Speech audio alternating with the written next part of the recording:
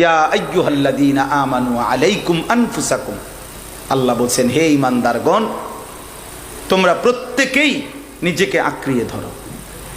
লা ইয়াদুররুকুম মান দাল্লা ইযা ইহতাদাইতুম, আল্লাহ বলে নিজেকে যদি সাজিয়ে তোলো, নিজেকে যদি ঈমান আমল হেদায়েতের উপরে উঠাইতে পারো, নিজের ঈমান নিজের আমল নিজের আখলাক নিজের ইবাদত নিজের লেনদেন নিজের আচরণ যদি সুন্দর করতে পারো, এবার পৃথিবীর সমস্ত পথভ্রষ্ট গোমরা একসাথ হয়েও তোমারে কেউ পথভ্রষ্ট করতে পারবে না।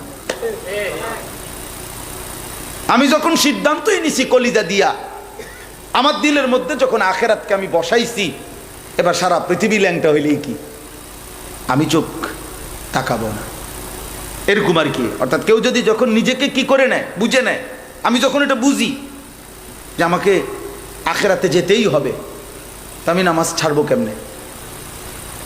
আমার চারপাশের কেউ নামাজ না পড়ুক, কেউ নামাজ না, আমার বয়স মনে করেন আজকে 45 বছর রানিং শুরু হয়েছে,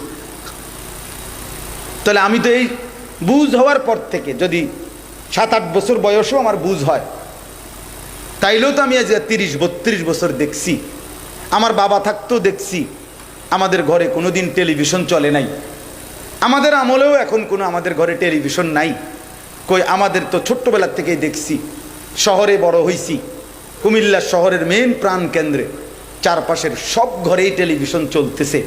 তো এর মাঝখান দিয়ে আমার বাবা এটা বুঝছে যে আখেরাতে হিসাব দিতে হবে, তো টেলিভিশন কোনোদিন আনে নাই।